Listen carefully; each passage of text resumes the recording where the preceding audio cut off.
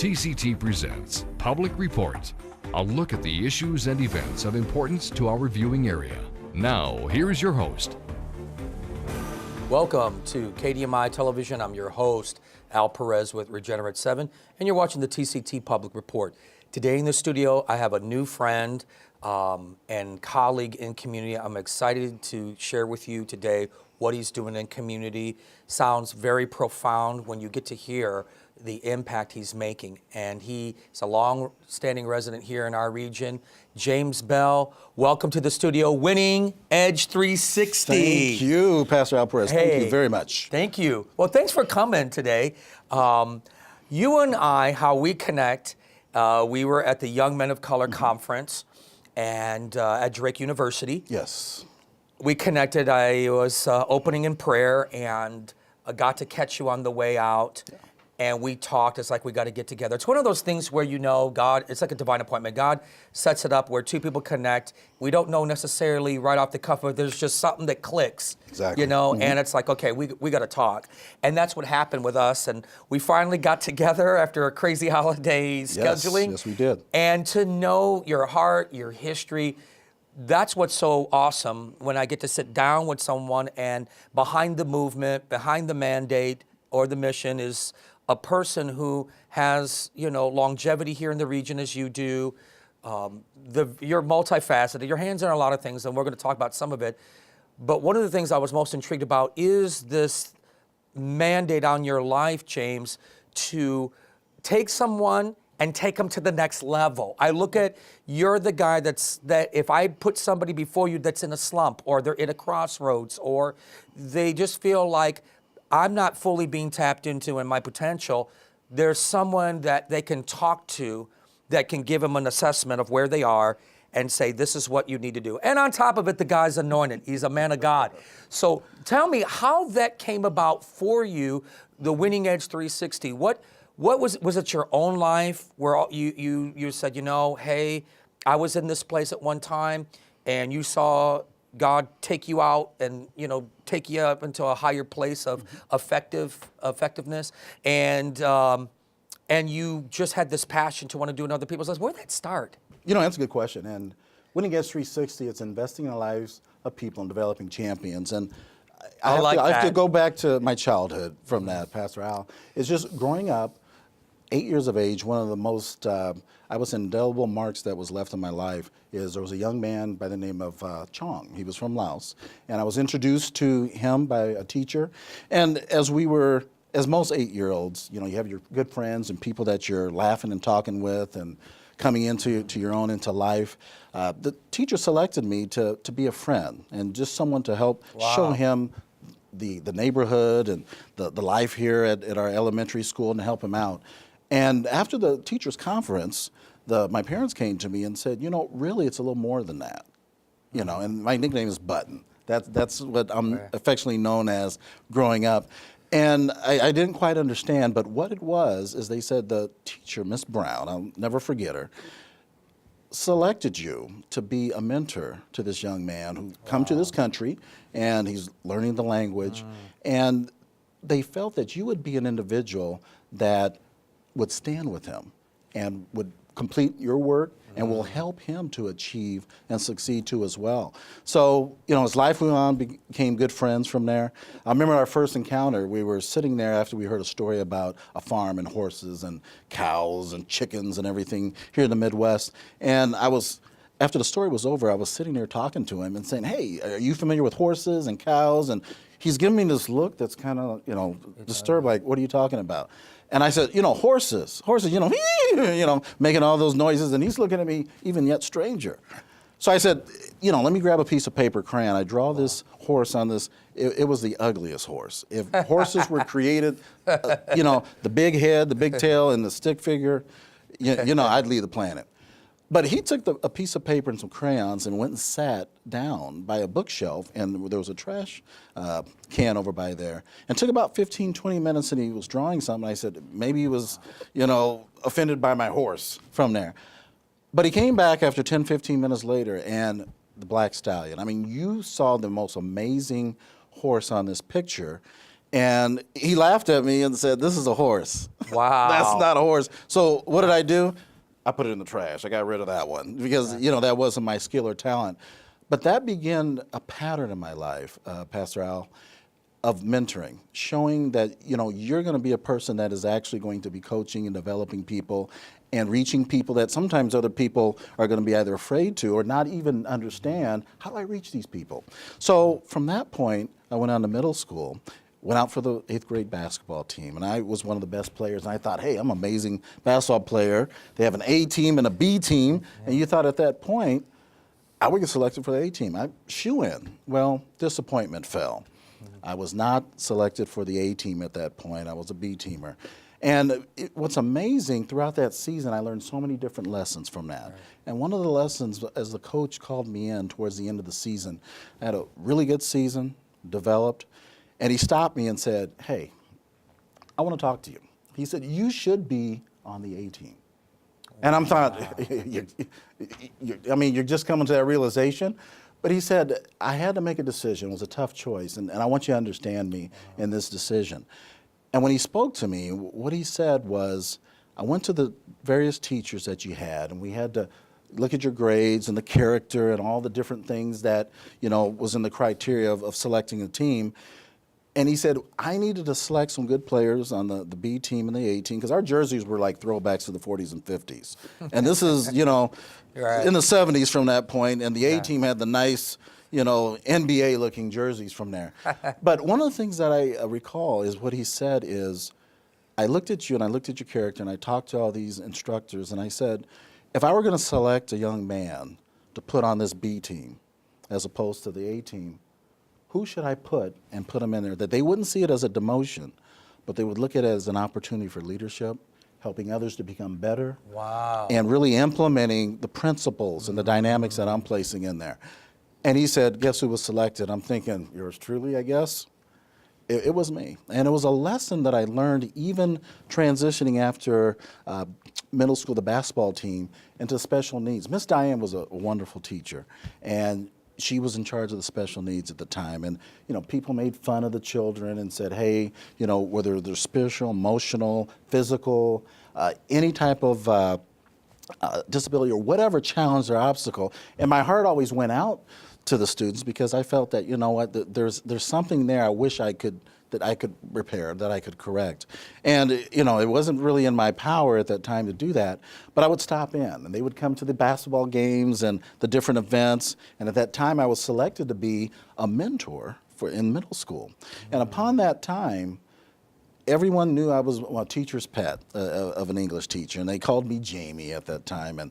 And she would give a spelling test and use my name as an example on the spelling test when they were beginning to give the word, like if the word was go, James did go to the store, and they would record that one time before technology. And all the other 6 and 7 classes would actually hear that same spelling test. And of course, I was a star of that. And they would tease me, Jamie, you're in the spelling test. Mrs. Smith talked about you on the spelling test. But at that point, people were going to the most popular classes, the gym teacher, the geography teacher, the math teacher, and just all these different selections were being made, with the exception of one, the special needs classroom. I felt it in my heart at that time, but that's really what the Lord wanted to lead me to, that classroom. And yet I delayed that selection. I just went on. And there was 2 Michelles in our classroom, in my homeroom at that time, and both were Michelles with the same last name. Different ethnicities. So you said Michelle, you had to differentiate which Michelle you were talking to. And they approached me and said, hey, Jamie. Of course, the nickname the teacher gave me, I was the teacher's pet, and stated, could we actually be the mentor for Miss Smith? We know you're the favorite, but we would like to be in there. And I said, you know what, I'll go ahead and decline that for you 2 young ladies to have that opportunity to do that.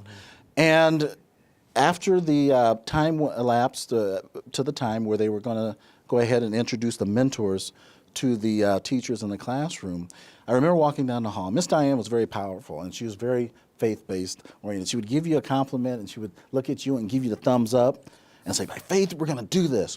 I actually called my parents one time, and she talked about me being an awesome individual, a great student. And what was fabulous about this is my parents actually said, hey, we're proud of all 6 of our children, because there's 3 boys, 3 girls, my siblings. But what was amazing is that she did that, but my parents thought, hey, we got this message today that you're an outstanding student, you're a good person, and didn't know why the call was, but it wasn't bad, so, you're not in the doghouse, that type of thing. But in that, I was walking down the hall that last day that we had to select, that homeroom or that class that we were going to be mentors with, and I saw her on the way to the office. And I said, hey, Miss Diane, I'm headed to the office. She says, you know what? Things are looking well, and you're doing a good job. I did call your parents and give you a good, report, and you're doing great. And I said, do you have a mentor for your classroom? She goes, no, but we're believing. I have faith that we'll get the right person. And what was amazing is on the way to that office, at that time, she said, you know what? I know you're going to make the right decision. Whatever classroom, they're going to be, you'll be the finest mentor for that class. Walked in that office, the office administrator said, hey, we're about to close down. We've got 1 class left. And guess what classroom it was? What? Miss Diane's classroom, special needs in there.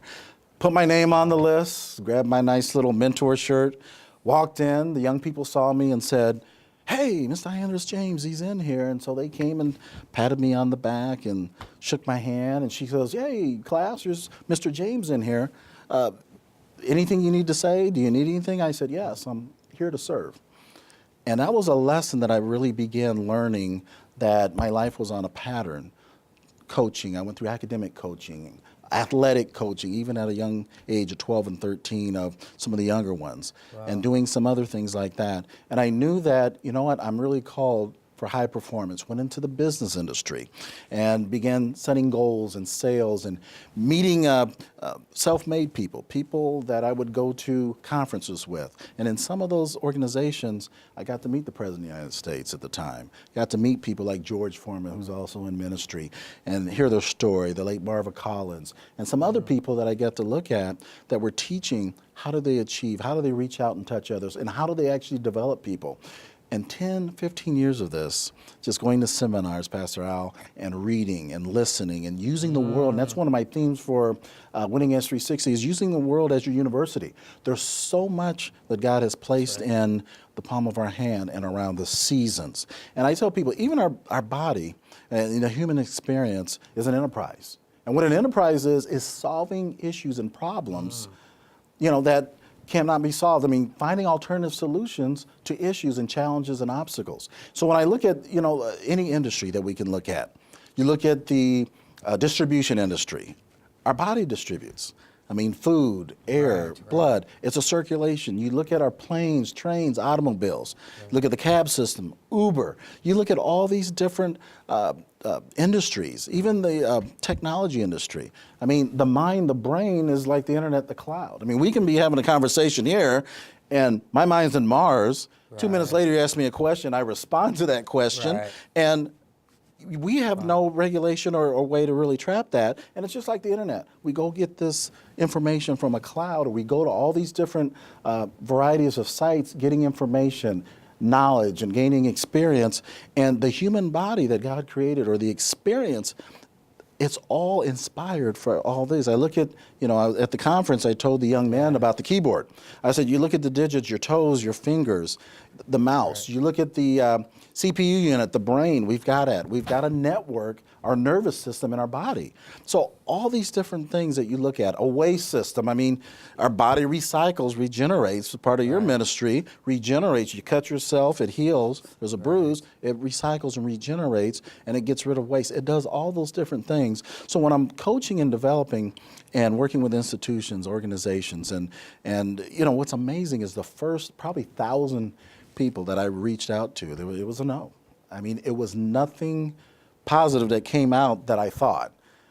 And until I hit that 1,000, a little bit over that 1,000, and then it began to open up where clientele, conferences, and some other opportunities that came about. But I was working with organizations that are doing mentoring across the United States, and even the founder, the person that came up with the Swiffer and the wet jet. Actually, I was in my office upstairs doing a conference call with the individual that was with the company that actually licensed and patented that. So we were able to talk ideas, and those are people I was connected with that talk about leadership. They talk about youth. They talk about raising people from where they're at. And if I can say something, like I said, it's something very simple. And I was sharing this with your staff earlier. It's just sometimes we look at life as just, this is ordinary, I'm ordinary. And we look at the word extraordinary. And extraordinary is always just an extra. So if I did something and said, you know what, I'll do something for 2 minutes a day. I'm just going to do something for 2 minutes a day. It becomes the norm, the pattern. But if you do something for 15 seconds or add the 30 seconds to that, now you do extra over the ordinary. So I tell people in life, when we want to achieve or high performance, a simple principle to live by, to take a look at, is what's expected. And how do we actually go through the routine daily? And that's what actually is going to make us great, because reward does what? It blesses us for things we did well or achievement. And failure is a teacher. It tells us, hey, James, you didn't go through the door. You banged your head against the wall. You need to make sure you open the door and go out of it. And the routine is what's going to make us great. Because it's what we do daily when people aren't looking. It's the time that we're praying, time we're in worship. Those are the things that develop the greatness. And we can say, you know what? I am going to add or multiply or do something additional to my routine, because pretty soon that becomes your normal. Everyone else looks at that and says, hey, I only do 2 minutes with that, or only take 10 steps. Pastor Al, you're taking 20. You say, you know what? I'm actually going to add or multiply on that 20. So these are things that we teach in Winning Edge 360. And I've had the blessing and opportunity to work with not only organizations, corporations, groups, individuals, do coaching, mentoring, high performance coaching. And it's an opportunity for me, not only, and like I said, it started in ministry. It was just Winning Edge before 360, and it helped people that were giving their lives over to the Lord, that were facing obstacles and challenges, you know, within the job market, or maybe there was relationships. And my parents were in the ministry full time at the time and approached me and said, you know what, we're getting a lot of people come in and they have needs, and we just need something that will help them to achieve more, something that will help them to see that you can move on to foreman in this. You can actually get your GED. You can actually own a business. And we started looking at all the biblical principles, things over the past 10, 15 years that I was training, going to seminars, you know, staying up late at night and working. And the things that I was asking the Holy Spirit myself is, how do these things work? I mean, I looked at franchises. I looked at other operations or inventions. And I would ask those questions. How do they work? Why does McDonald's, why are they so successful and have an awesome training system? Why do some of these retail giants, what do they do? And one thing I'll share with you is I was even looking at the book of Acts, and I look at the day of Pentecost.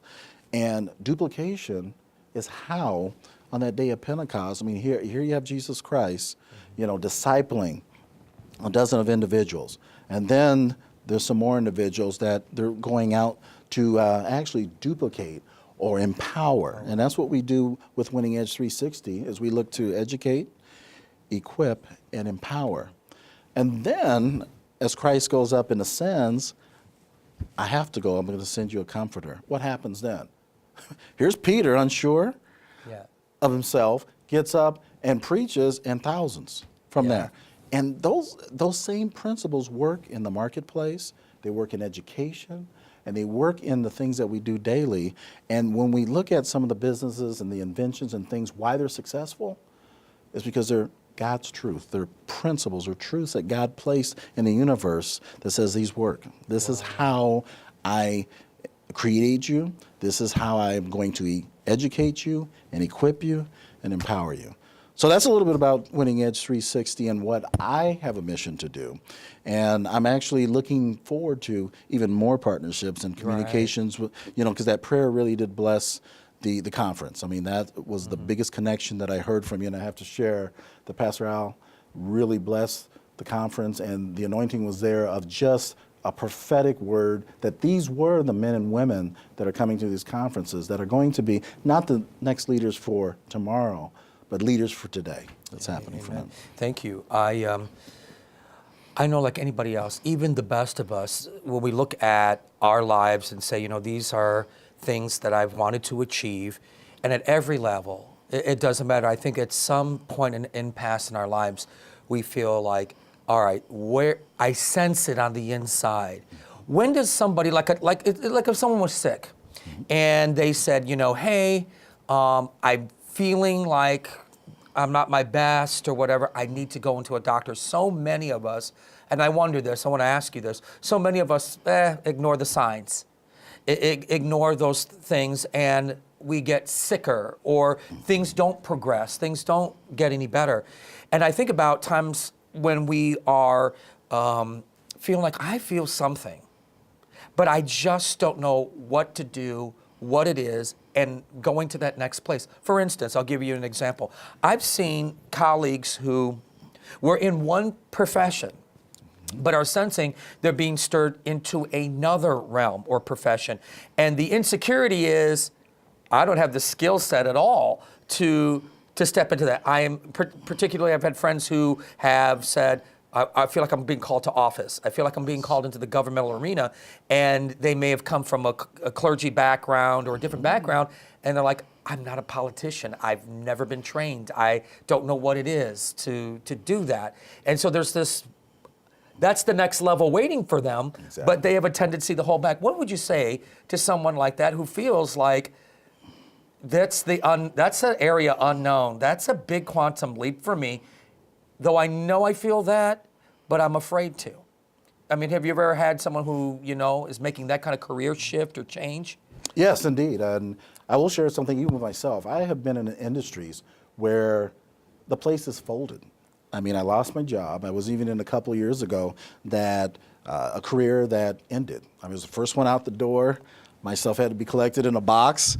And my biggest concern at that time, because, I've got a shepherd's heart, was just that the staff that were newly hired, that they had careers, because they had families and things like that. And at that time, I really began to dive into my calling. I mean, years ago, I worked in a youth ministry that we founded, and it had 8, 9 different denominations. It was actually larger than the Christians that were coming into the church at that time. And one of the things I began to look at is the fear.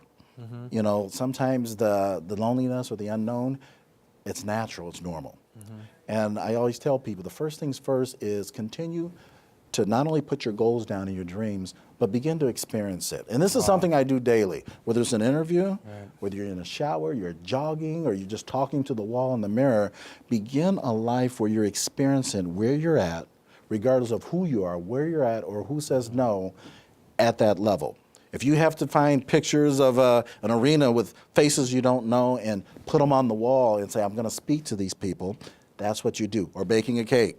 Start with cupcakes. Start with those little Barbie ovens or something. But begin where you're at, and begin, because God is going to honor not only the vision that you have, but the vision that God has in you. So start where you're at and begin to say, I'm volunteering. I'm doing this. Begin to read up on information. And I always tell people, find someone that is in that avenue or those arenas and say, teach me, share with me. And that's how they move us to the next level, because that association and that experience puts us now, you have 0 experience, someone has 10, 15-year experience, guess what? 0 plus 10 or 15 is a positive number. Right. You've made that next step, and that's just the beginning of the journey from that. Wow. So you meet with corporations, you meet with individuals in helping them get to that next place. How does someone know, James, when that timing is the right time? Because I think for most people, that's probably always the big apprehension. When's the right time for me? And I've seen so many people, whether it's a business, whether it's an opportunity, they step out presumptuously. Yes. And it's particularly in our arena, they would say, well, you didn't have faith, so you didn't step out when you're supposed to step out. How does one know when it's the right timing in something? Because anytime you're going on into a next level, it is kind of fearful. It is intimidating. It's like graduating 8th grade and going into high school again, and you start all over. Exactly. And do you feel like people, when they do go, quote, to the next level in anything, or that next place or season in their life, that it has that feeling or sense of this? I feel like I'm going backward again to go forward. Is that? Does that kind of feel like? No, it does. It does. And I tell people, I'm not the expert, and if a person says, I know the exact time, we don't. We're flawed. We really don't. And many times the most successful organizations or inventions were time after time, it failed, it flopped. And we thought it wasn't the right time, but then it was, because it was teaching, developing character. So one of the things I share with people is, we really probably won't know the exact time, but I'm going to tell you the proper answer for that is now. I mean, begin what you know, what you don't know, and begin to do that, because when you look at being prepared, an opportunity at those crossroads, if you, like I said, it's by yourself. And I used to speak on stages, that were arenas that were clear. And, it was after the show was gone and there was a 10,000 seat arena. I was actually speaking and doing that for years, for decades. And one day I looked across and said, ooh, there's several hundred or 1,000 people that I'm in front of speaking to, but I had done that 10, 15, 20 years ago and had imagined that when I was a child from there. So I tell people the right time is now to begin that, because you're going to fail, it's going to teach you. And you're going to succeed and achieve, it's going to reward you. And I said, it's the routine, because you may not know that it is the proper time, the proper place, or the proper person or people that you're actually going to be connected with. But in that one moment, that one person out of the 100 or out of the 1,000 may be the one that will help you to turn the corner and see the blessing from that point. Some people are just afraid to dream, and there are times when they'll have an opportunity come their way, and maybe you can just speak to this in a short answer. How do you feel when you hear somebody share something and you look at them and like, I don't know if that's you? And you don't want to shoot somebody down, but you look at them like, I don't know if that's you. Is there a way that you can share with someone where you can just kind of coach them and steer them in the right direction, where they don't feel like they've been shattered? Because I talk to people a lot, and a lot of times it's like, that's not where you're supposed to be. You know what I mean? And we've only got about a minute left, but just a few seconds, what do you think is a good answer to that? It's really good, because I've had people that shoot me down, and they have shot me down and continued, and we all have had a sense of failure or rejection, or, hey, I wanted to be an astronaut, or I wanted to be an Olympic swimmer, or I wanted to, do this, or be president of the United States. And many people have said no, and they've just wondered, is this something that I'm destined to do? And I tell people, not only write that down, but begin to look through the lens of what God sees you. God, what are my gifts? What are the callings? What are the opportunities that you have before me? Because what we plan and we actually may have as destined for ourselves, God may say, I am going to put you president, but I'm going to put you in a different arena from that. That's awesome. I want to thank you today for watching TCT. After the show, if you want to get in touch with his ministry, there'll be information at the end to do so, and contact him if you want to go to the next level. I want to thank you for watching TCT. If this program has been an inspiration to you, please consider to partner with us financially. Until the next time I see you, may God bless you and keep you is our prayer. Have a great day. This has been Public Report. Public Report discusses the issues of interest and importance to our viewing area. Please remember that the views expressed by our guests are their own and do not necessarily represent the views of TCT or the station.